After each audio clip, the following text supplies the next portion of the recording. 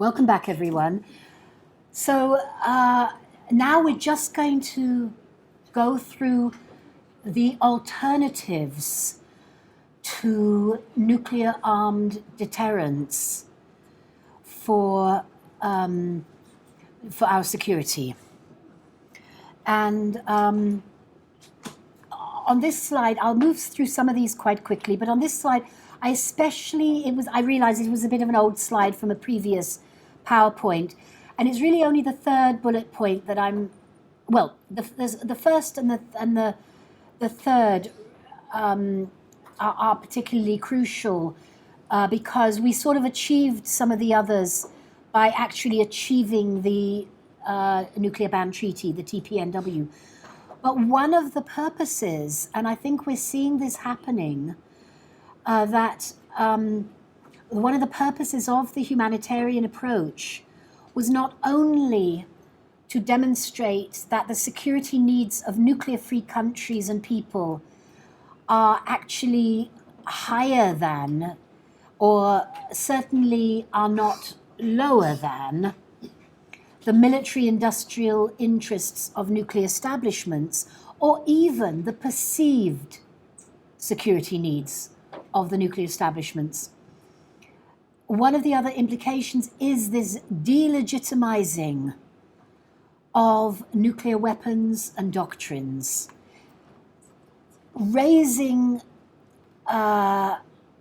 awareness of the contradictions in deterrence theory and in deterrence doctrines, and to create the space for the public to see nuclear weapons for what they are: a dangerous, an inhumane, and actually a risky, and actually a very foolish, stupid means of deterrence and military weapon, and therefore create the space to be able to ban and eliminate them. Now, I've got a couple of slides which I'm not going to talk to, but you will have them you can have them on PDF and look at them. They just go into a bit more detail on international humanitarian law and customary law, so that we can also see how some of the other agreements, including the ones over dealing with biological and toxin weapons and chemical weapons, are actually part of the body of international humanitarian law. They're not arms control or non-proliferation. They are, in fact, disarmament. And also the key developments, I don't need to say that. I've been talking quite a lot about that over the last couple of days. So to sort of summarize, a humanitarian approach puts human security at the center of the discourse, not the military-industrial interests. It looks at the real, actual, and foreseeable impacts and consequences of the weapons and the policies, and it uses facts and evidence to counteract some of the magical thinking that comes out of the military about these things. The facts and evidence of accidents and of miscalculations, the facts and evidence of the health and environmental impacts. We conduct studies and we publish them.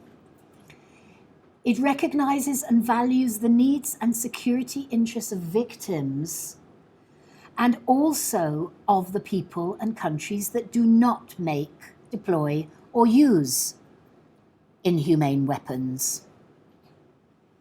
And it recognizes, in fact, but it simply does not prioritize or privilege the military and industrial interests of producers and countries that make, deploy, and use such weapons. We do take seriously the jobs issues, and I think I've got something in tomorrow's PowerPoint that shows us demonstrating at the nuclear bomb factory of Aldermaston, a whole group of women in black with placards, and we were handing out leaflets saying good people deserve ethical jobs, that actually recognize a lot of the workforce on nuclear weapons would rather do something else. But it ends up being either the only job that is offered to them with their particular skills, or the biggest job in their area, because it's been a deliberate intention to push other jobs out of that area so that it can be very centered. The whole area's jobs become very dependent on the military-industrial complex that is established there. So I have a slide on humanitarian-based disarmament and history. You can look at it at your own time, and on the recent treaties and multilateral processes, and on the historical elements of all of this. And I'm now going to recap as a summary. This I particularly is a series of slides actually that I used a lot in the period from 2014 through to achieving the treaty in 2017, when I was mobilizing governments and people in, civil society in a lot of different countries.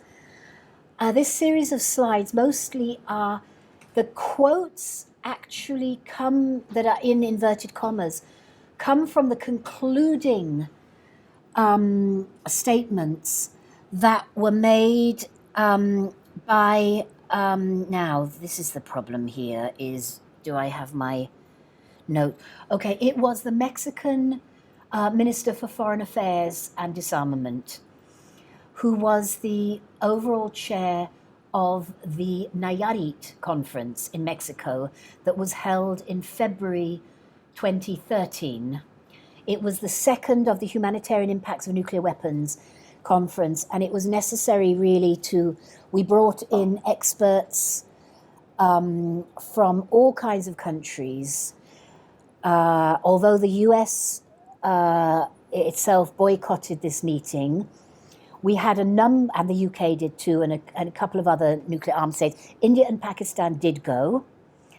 And we had a number of very highly regarded analysts from the United States and the UK and France who didn't join the boycott and who gave their presentations. And then all of this was synthesized by the Mexicans for a very powerful closing speech by the Mexican foreign minister, who set the scene for really a galvanizing. In fact, he said, Nayarit,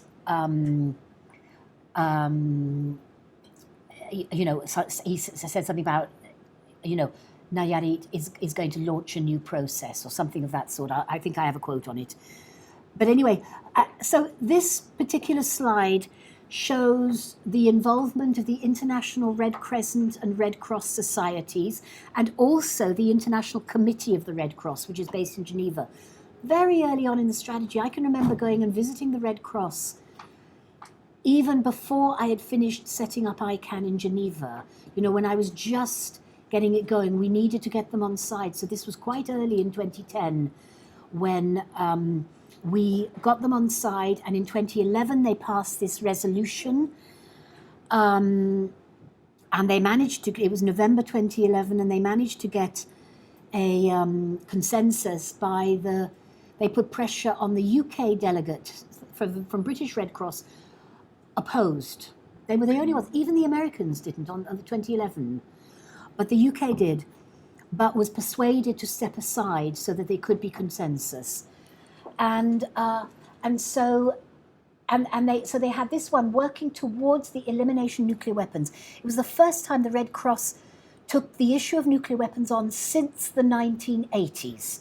And 2 years later, they issued another of their major conferences, issued a second the Council of Delegates, very important resolution, which actually talked about implementing, so not just working towards the elimination of nuclear weapons, but implementing their own action plan to do this. So they became absolutely involved in this process, to the extent that the Austrian Red Cross,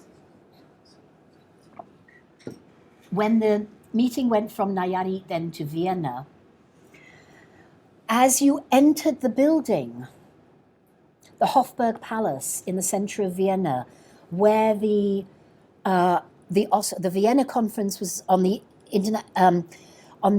humanitarian impacts of nuclear weapons was being held. And this came as a real shock to me too. As you enter it, you had to go through a cordon, like covered in plastic, with a bunch of medical personnel dressed as medical personnel. You had to go through a tunnel. Then you had to go through a thing that looked a bit and felt a bit like an airline security bridge thing. And some people passed through that, and some people, including me, got beep, beep, beep, beep, beep, beep, beep, beep, beep. And then a doctor would take me aside. I'm very sorry, but you have been contaminated with radioactivity. We have to now take you aside. You're going to have to be quarantined. We need to explain to you what... And took me aside. And the important thing about this is they did it to everybody. All of the government delegates, you couldn't enter into the conference without going through this. And it was all organized by the Austrian Red Cross. And later I talked to them about it, and they said they were in two minds. You know, they had long talks about whether this would actually scare off, particularly as we had finally succeeded in getting the British and the UK, as well as India and Pakistan. I don't think France, and I don't think Russia, and China did attend, but has made it kind of clear that they were kind of in an observation role. So I think they sent somebody from I think China sent somebody from, they said who was from their emergency services, because it was about humanitarian impacts of nuclear weapons, rather than from their foreign ministry because of it being actually about setting the scene for negotiations. But the UK and the British and the Indians and Pakistans participated in the Vienna conference. So they had to go through this also in order to get to that conference. So here you can see it was this really reference, this understanding of global and long-term consequences of any nuclear detonation. And also this recognition, which often gets forgotten, that you know from both Hiroshima, Nagasaki and Fukushima. But Hiroshima and Nagasaki were in a slightly different situation because it was a post-war reconstruction situation anyway. But that in the event of nuclear weapons being used or an accident, beyond the immediate death and destruction caused by a detonation, socioeconomic development will be hampered and the environment will be damaged. Suffering will be widespread, the poor and vulnerable being the most severely affected. And this picture, it shows a senator from the Marshall Islands who gave very moving testimony about the impact of the US nuclear testing program in the Marshall Islands in the 50s. And this shows 3 hibakusha. On the far left of the picture is Setsuko Thurlow. In the middle is Takahashi-san, I think. Mr. Takahashi, who is living in Mexico. So, you know, the hibakusha didn't only stay in Japan, because many of them went to get medical help. That's how Setsuko ended up actually first in the US and then in Canada, because they were still rather badly injured. So they first went to other countries for medical help and support, and they ended up carrying on living in there. So Mr. Takahashi carried on living in Mexico. And then this is a young woman who came over from Japan.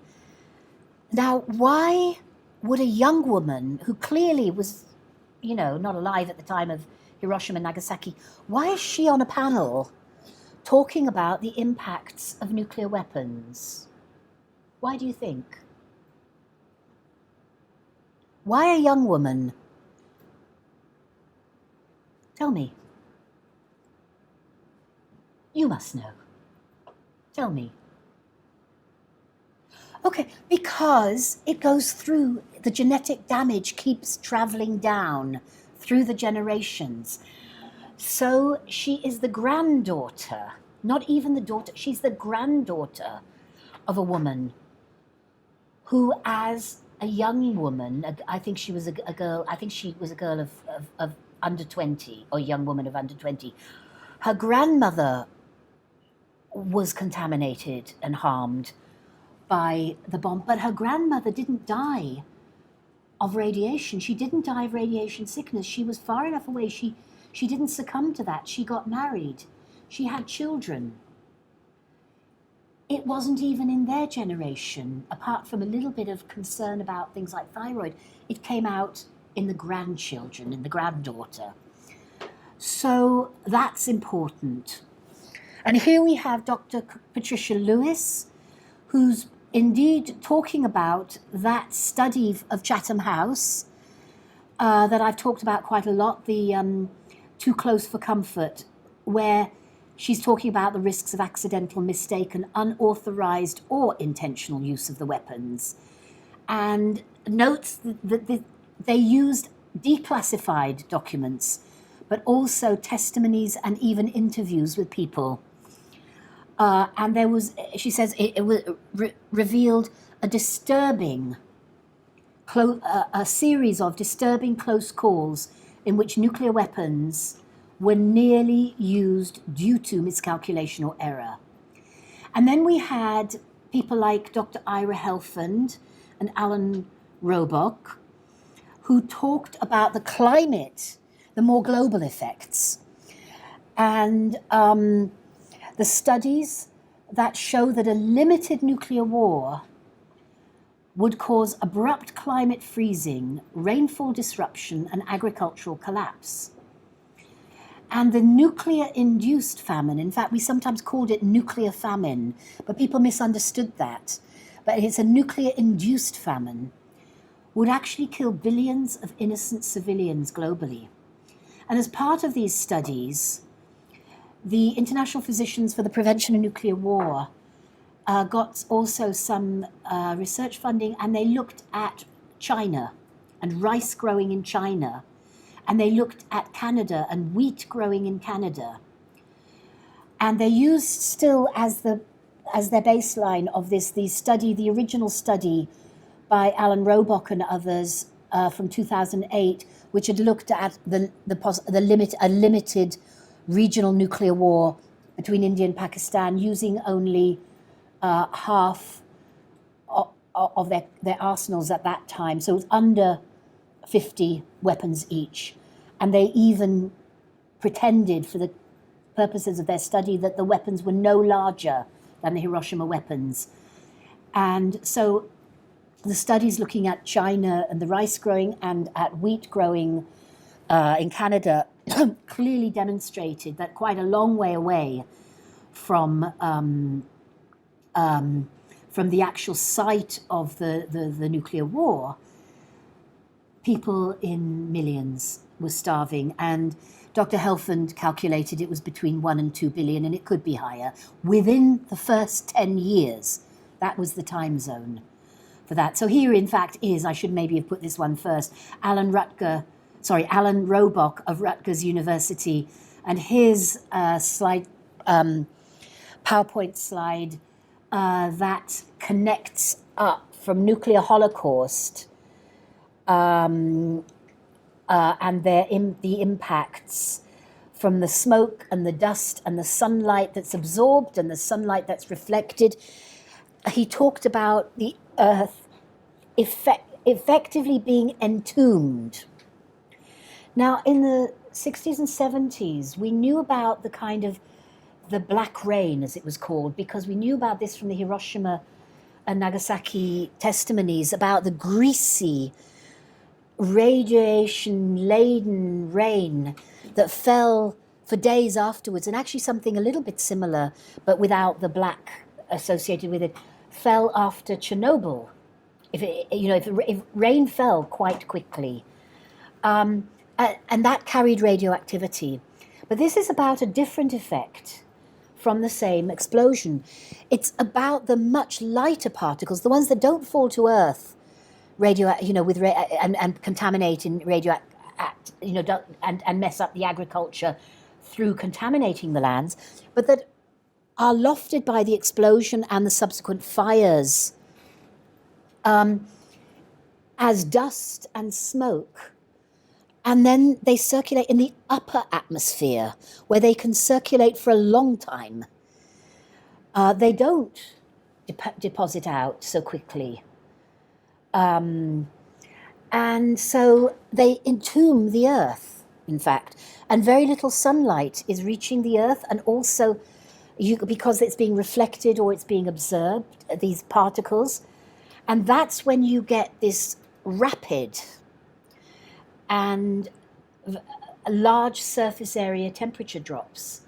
Now, when I was first taking these around different groups with arms controllers and institutes, as well as civil society groups, and I was talking about this, I would get the reaction, well, so if we can survive it, could that actually help with climate change? And it's like, no. The global freezing of these rapid, large surface temperature drops doesn't offset the global heating of current fossil fuel driven climate disruption and chaos.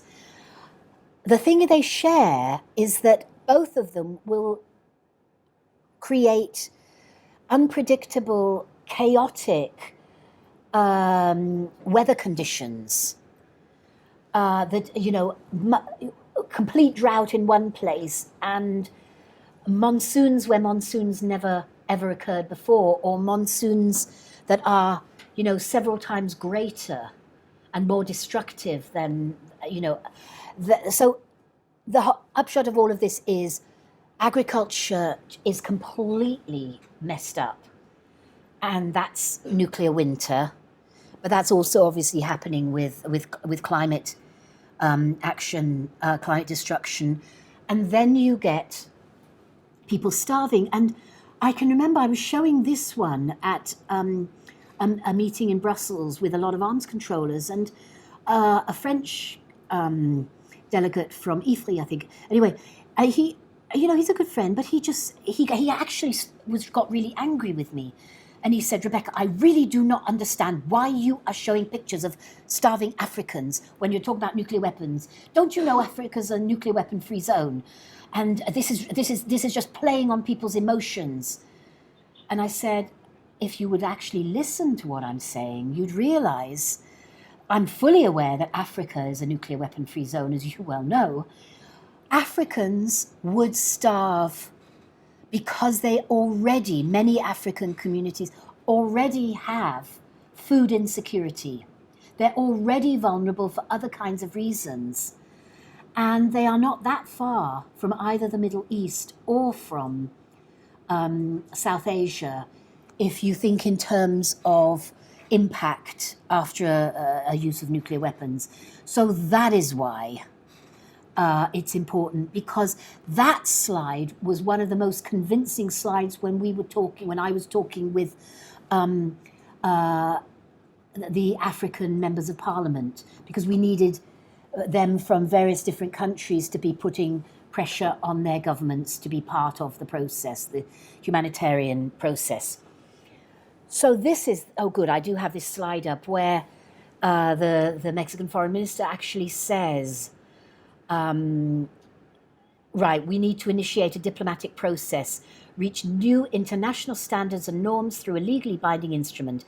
And he actually announced Laureate in conference is a point of no return to ban nuclear weapons and clarify and change the legal and political status of nuclear weapons forever. And actually, there was a lot of anxiety about this when he said this, because it had been anticipated that it was only going to be the Vienna conference that did that. But actually, the Vienna conference did something different. And it had this Austrian pledge that fed into the NPT and then into the UNGA. And maybe the Vienna conference would not have done that if Mexico hadn't basically said, we've now had 2 conferences and the facts and the evidence is clear, and this is a point of no return to ban nuclear weapons. So now I'm going to, and this is the final bits of this lecture this time, is because I only dashed through very fast at the end of yesterday, I'm just going to take a little bit more time in explaining what this treaty on the prohibition of nuclear weapons says. And I'll show this to you again, what it really says. And as you know, I've given you a link in the reading list to it.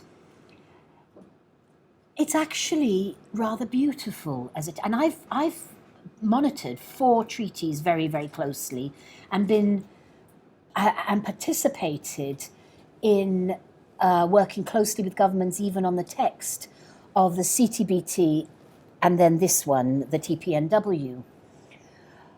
And maybe it was because this treaty was being negotiated through the UN General Assembly. So countries that had both a vested interest in nuclear weapons and also perhaps who had a vested interest in denying all the things that had caused harm and damage throughout their whole nuclear weapons production and testing and deployment schedules. And perhaps even those governments, or also those governments that might fear repercussions in terms of compensation claims for nuclear testing. And also, I know that there are some in Japan who call for compensation following Hiroshima and Nagasaki bombings. And I know that's a very controversial event, a controversial demand that's not shared by everyone. But the you know, the fact is that all those countries actually boycotted the UN negotiations. And this is what happens if you boycott. You don't get to talk. You're not there in the negotiating table. And usually it's the other way around. In the Conference on Disarmament, 66 countries get to talk and get to negotiate the text of something like the CTBT. And the other 122 don't. They are observers. Actually, they are allowed to participate. Usually that is the case. But when push comes to shove, they are not members of the Conference on Disarmament. But we chose to do this in a UN forum in which every state of the UN General Assembly had a right to be a member of those negotiations, a right to vote on the negotiations and therefore to decide them. They were not, however, given the right of veto. Well, if those countries decide not to attend, I mean, there's quite a lot of UN things that various countries choose not to attend or don't have the resources to attend in some cases. But if you choose not to attend these things, then the treaty is concluded without you. And that actually makes this a stronger, better treaty for our humanitarian purposes. And these are some of the reasons why. There's a very strong humanitarian preamble that recognizes the catastrophic humanitarian consequences of the use of nuclear weapons, the importance of the experience of the Hibakusha, and their rights are recognized. And this is survivors of both testing and nuclear weapons use. The environmental, health, socio-economic consequences, also the disproportionate impacts on women and girls and indigenous people are in the treaty, written down in the treaty text, in the preamble of this treaty. That's incredibly powerful. because you hardly ever see this kind of thing.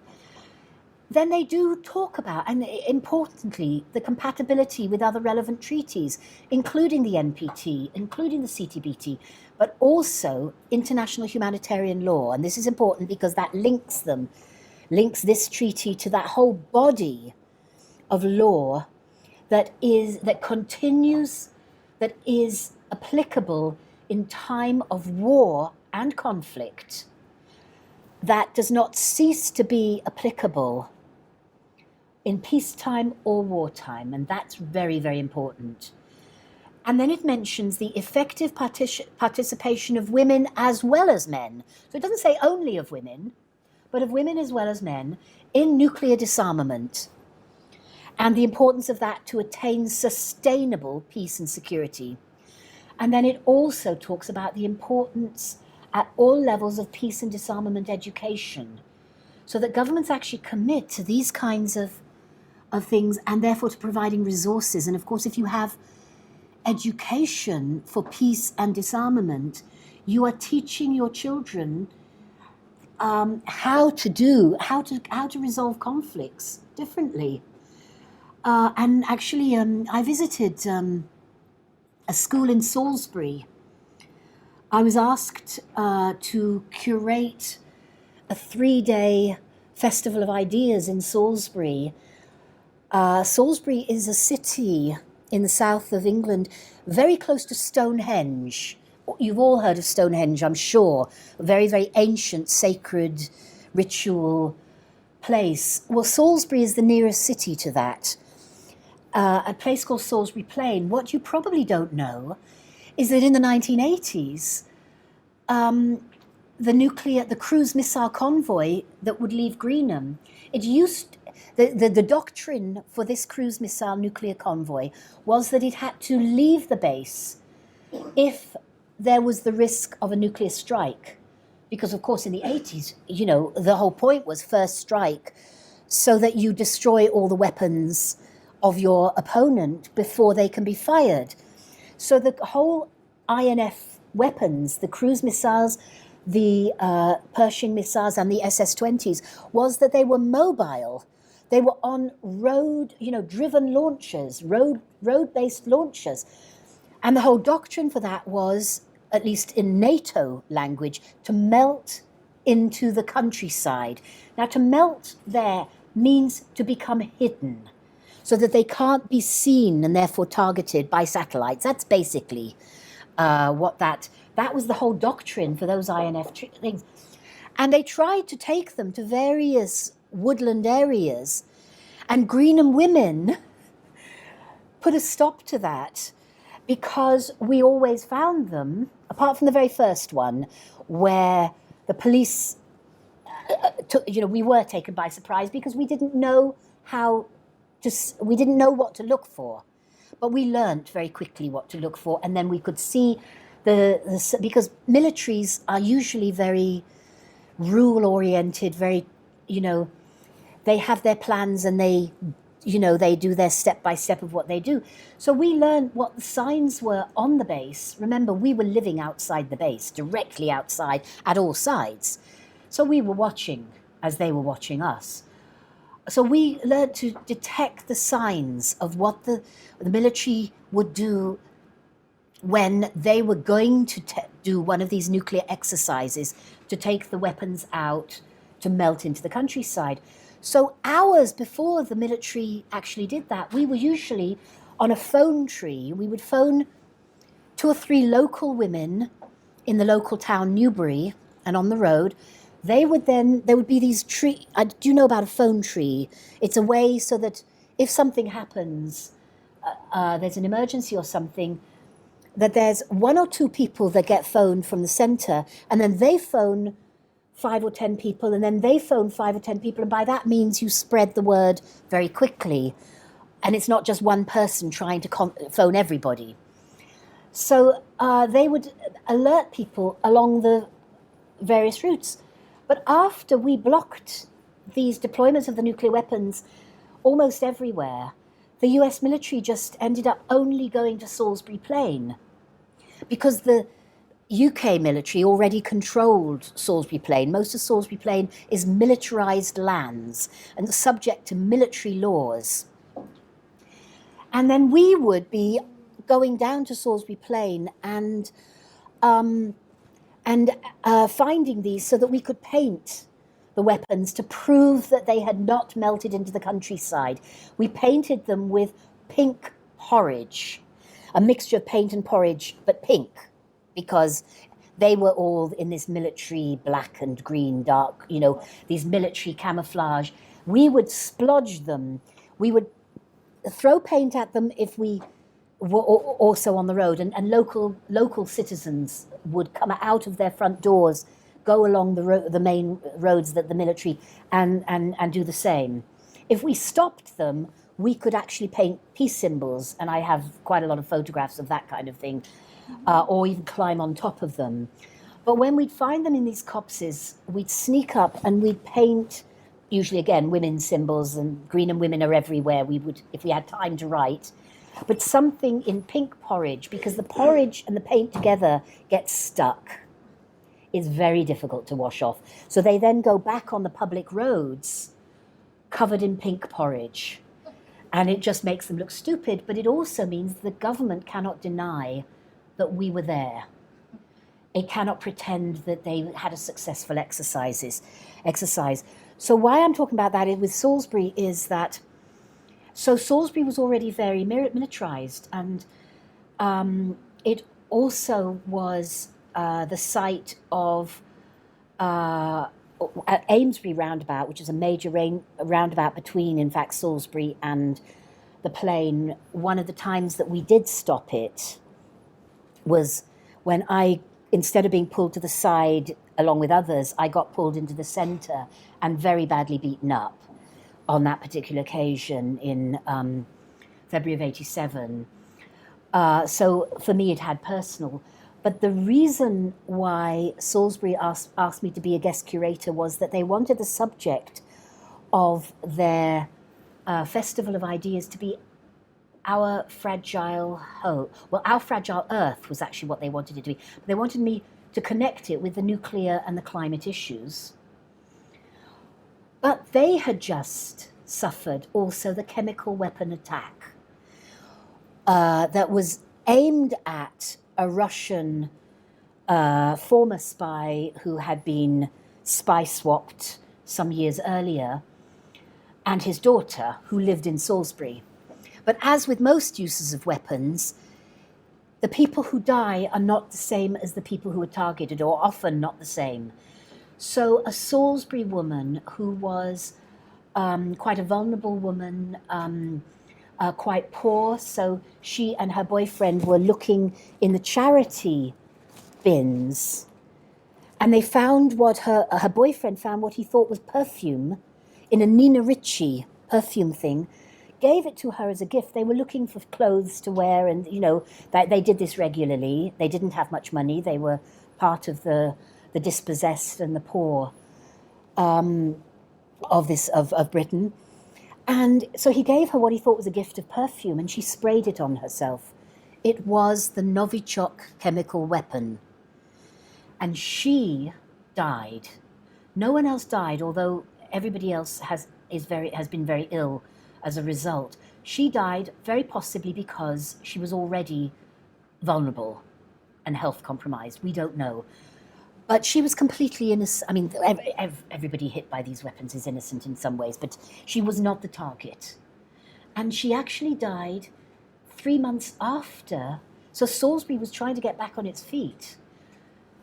And so I suggested that they change the name to Our Fragile Home, and agreed that I would do these talks on nuclear and climate, but I would also bring in the other fragilities of what is going on. And I did quite a lot of talking about the treaty.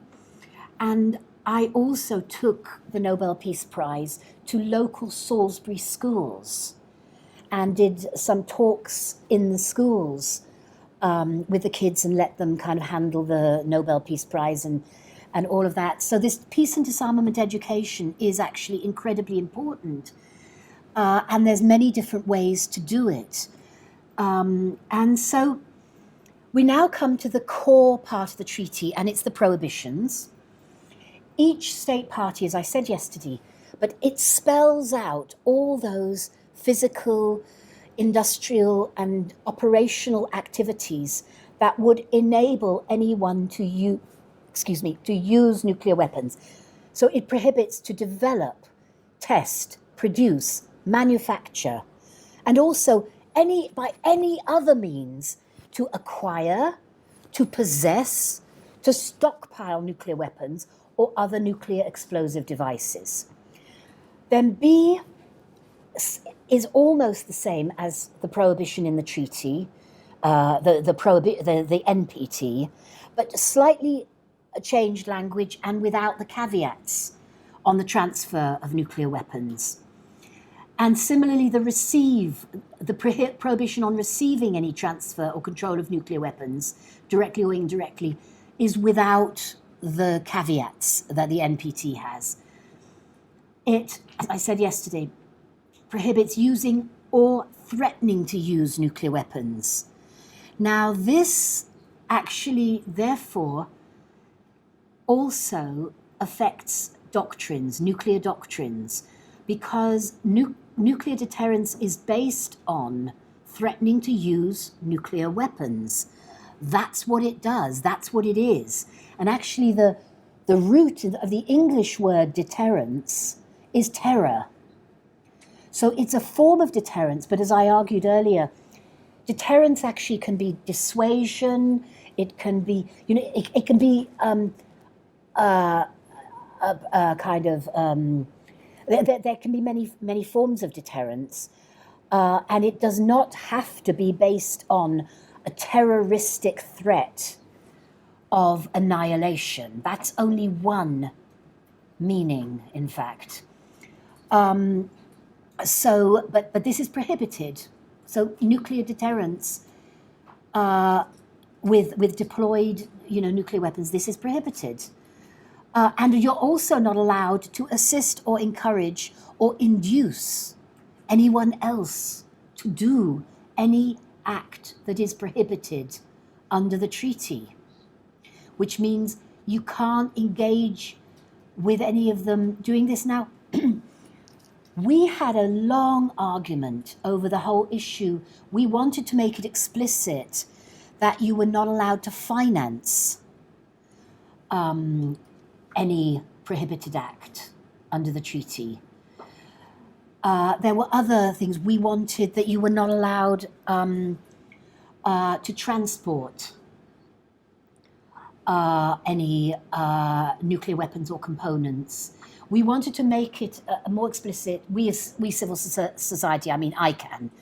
And there were a lot of arguments about this. And in the end, it ended up being still assist, but a number of governments put on the negotiating record that, in their view, assisting with enabling anyone to use or threaten to use or produce or deploy or transport or any of these activities with regard to nuclear weapons would, in fact, that financing was part of that, and would be understood in their national law when they ratify the treaty as including financing. And so ICANN has used one of our projects, Don't Bank on the Bomb, and we are now extending it to industries as well. So don't, I can't remember what that one is, don't invest in the bomb, I think it is. And taking that now to universities. Don't pay student, or don't enable students to violate this treaty. They're other these, under this clause of Article 1E on assist, we are extending the understanding. Now, this is going to obviously be, have to go to court in certain countries. The governments are probably going to take it to court. But even before the governments do that, banks are disinvesting. A major Japanese bank, Akira Kawasaki, had played a major role in a major Japanese bank disinvested from their nuclear holdings. The Norwegian oil fund, they couldn't give us the Nobel Peace Prize and then carry on having an oil fund that was invested in, for charitable works and things, invested in nuclear weapons. So they had to divest. We made them actually commit to doing that before December 10th of 2017, kind of under threat that we weren't going to come to the ceremony, and things like this. It took a bit more time than that, but they had to commit to that. And Deutsche Bank also. So through these mechanisms, because industry and banking, they're risk averse. They don't like it. They don't want to take risks with their money. So if there's a law, a treaty law, that can plausibly be used by people to sue them, unless they are wholly dependent on that, and usually for these, it's a small bit of what the bank is spending money on or the company is doing, they will simply stop doing that manufacturing.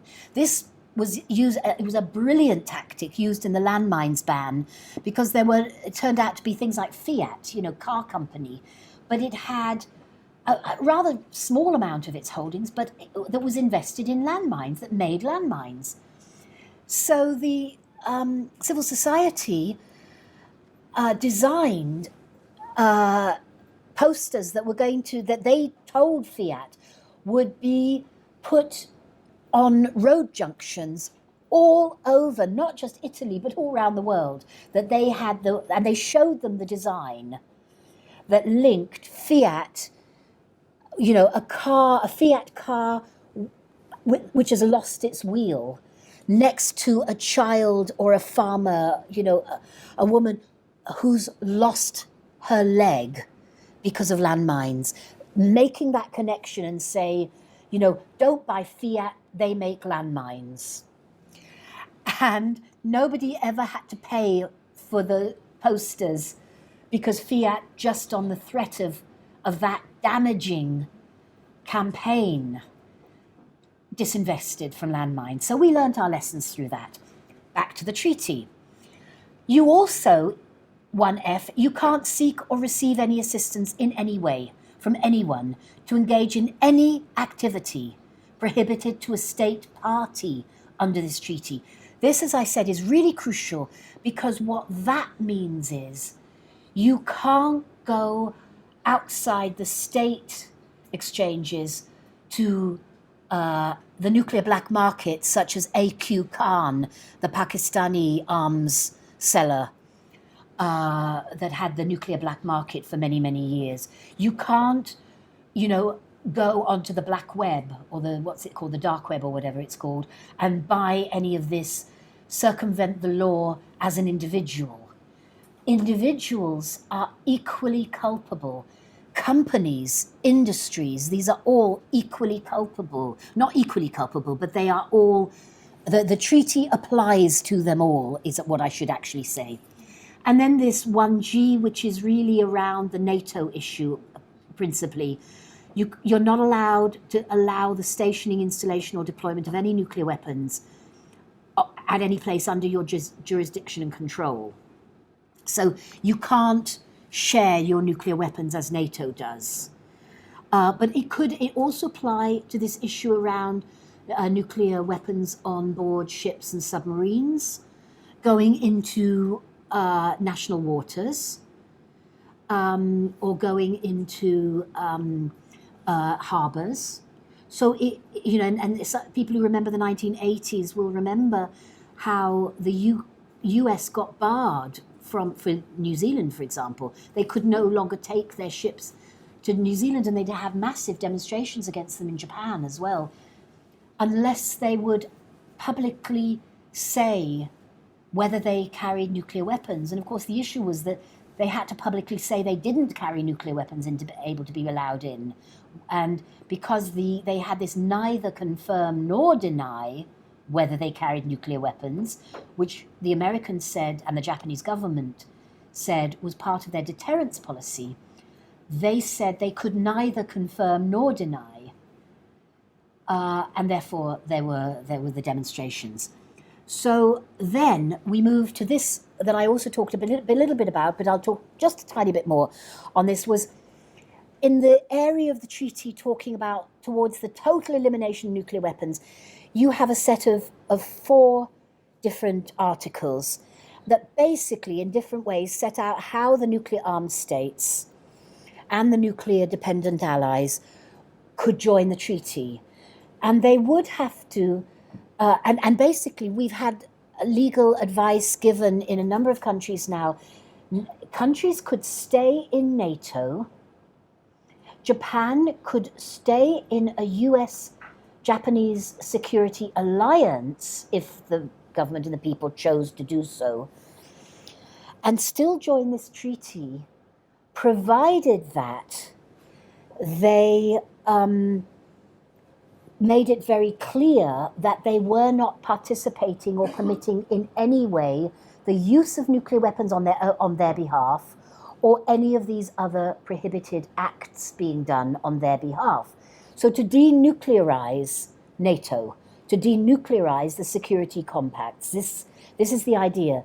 Now, I know there may be other kinds of reasons, humanitarian and peace-oriented and security reasons, for protesting against or protesting about military alliances like NATO or these kinds of security compacts. And the ICANN's position on this and the way the treaty is written leaves it open to all ICANN partners, all NGOs, still on their own behalf to work against military alliances for other kinds of reasons. It doesn't stop anybody of us doing this, but it doesn't require that we do it. And so ICANN's position is ICANN doesn't take a position on military alliances, because it is very specifically and as chosen, and tactically this is actually rather important, for ICANN to be this very big network.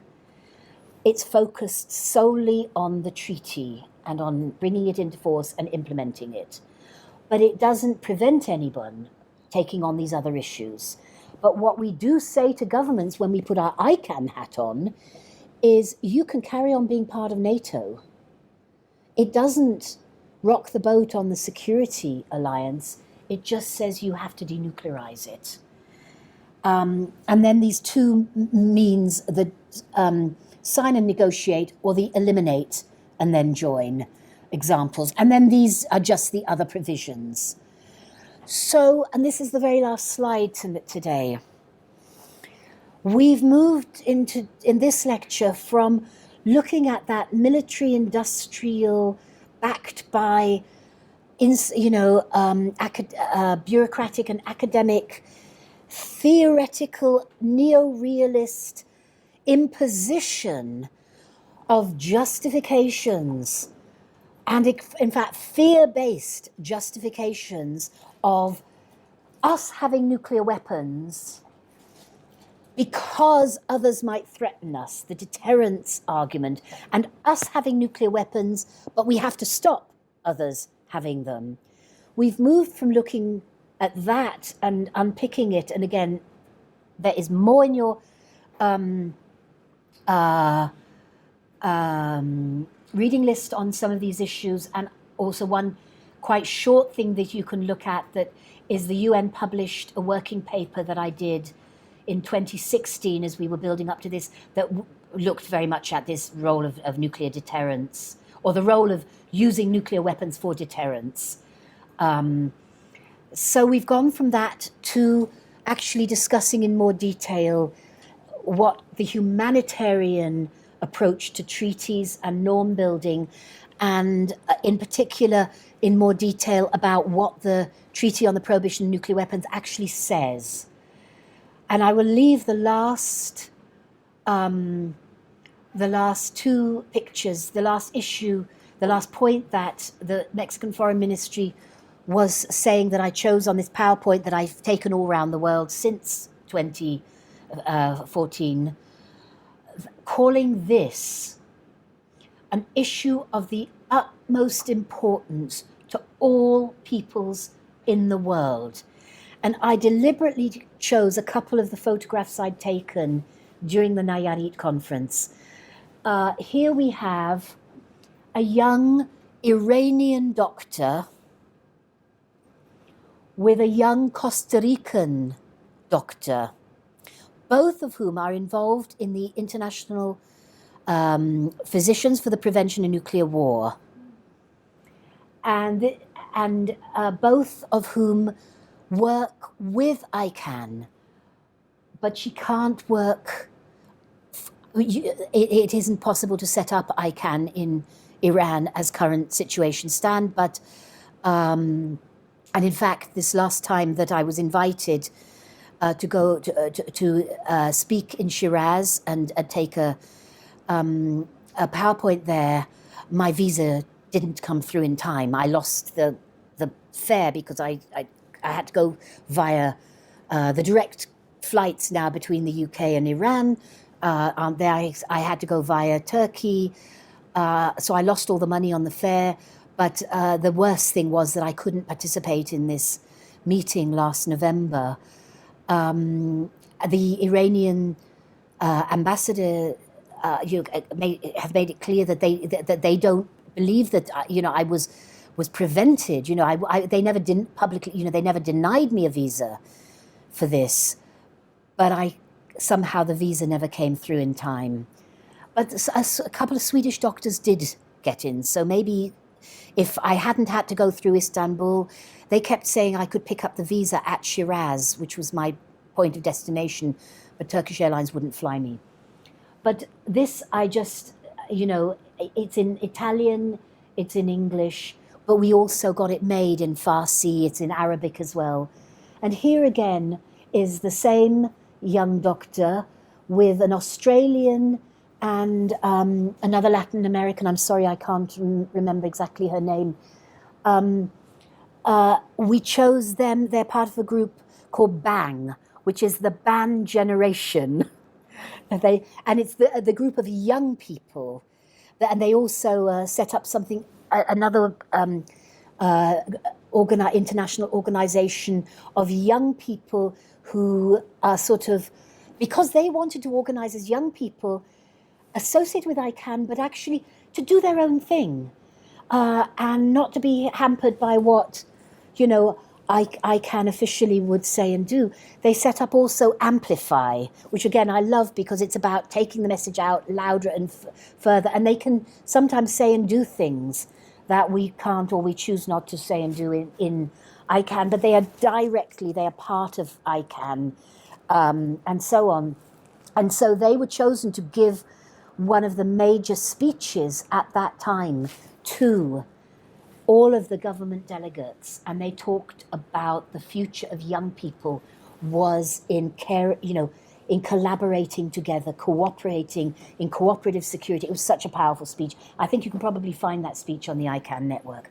So that's where I'll leave it and open it now to contributions from you and any questions and any comments that you might have on these issues, which really go from nuclear doctrines based on deterrence to humanitarian imperatives to ban nuclear weapons.